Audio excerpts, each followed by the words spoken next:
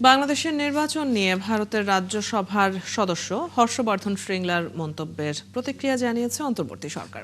সচিবালয়ে তথ্য উপদেষ্টা রিজওয়ানা হাসান বলেন, বাংলাদেশের অভ্যন্তরীণ বিষয়ে অন্য দেশের নাক গলানোর সুযোগ নেই।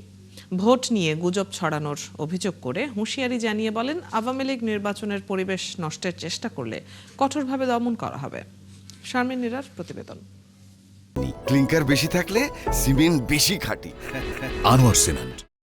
अगर अनफेयर इलेक्शन हो, रिग्ड इलेक्शन हो, तभी ये आ सकते हैं, नहीं तो बिल्कुल आना इनका नामुमकिन है। বাংলাদেশে নিযুক্ত ভারতের হাই কমিশনার ও দেশটির রাজ্যসভার সদস্য হর্ষবর্ধন শ্রীংলার এই মন্তব্যের প্রতিক্রিয়া জানিয়েছে বাংলাদেশের অন্তর্বর্তী সরকার। বুধবার সচিবালয়ের সাংবাদিকদের তথ্য উপদেষ্টা রিজওয়ানা হাসান বলেন, বাংলাদেশের অভ্যন্তরীণ বিষয়ে অন্য দেশের এ ধরনের মন্তব্যের সুযোগ নেই। নির্বাচন সম্পূর্ণ একটি দেশের অভ্যন্তরীণ বিষয়, সেখানে অন্য দেশ বিশ্লেষণ করতে পারে, কিন্তু মতামত তো দেওয়ার সুযোগ রাখে না।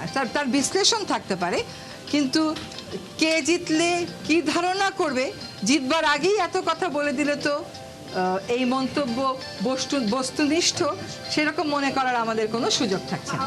ভোটের পরিবেশ সন্তোষজনক বলে মনে করেন উপদেষ্টা। আইন শৃঙ্খলা পরিস্থিতির অবনতি হলে দ্রুত ব্যবস্থা নেওয়ার আশ্বাস দেন তিনি। সকল দলকেই দায়িত্বশীল আচরণ করতে হবে। যদি কোনোটা আইন শৃঙ্খলার পর্যায়ে পৌঁছে যায় তখন সেটা সরকারের দায়িত্ব।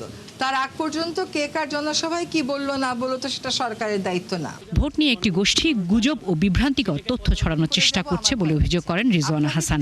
আওয়ামী লীগ নির্বাচনের পরিবেশ বিঘ্নিত করার চেষ্টা করলে প্রতিহত করার হুঁশিয়ারি দেন উপদেষ্টা। ভোটের পরিবেশ নষ্ট করার জন্য যদি পতিত স্বৈরাচারের কোনো শক্তি কোনো রকম চেষ্টা করে, সেটা প্রতিহত করার জন্য সরকার প্রস্তুত আছে। প্রয়োজনে প্রস্তুতি আমরা বাড়াবো। উপদেষ্টা আরও বলেন, সংসদ নির্বাচন ও গণভোট সুষ্ঠু করতে সব ধরনের ব্যবস্থা নিচ্ছে প্রশাসন।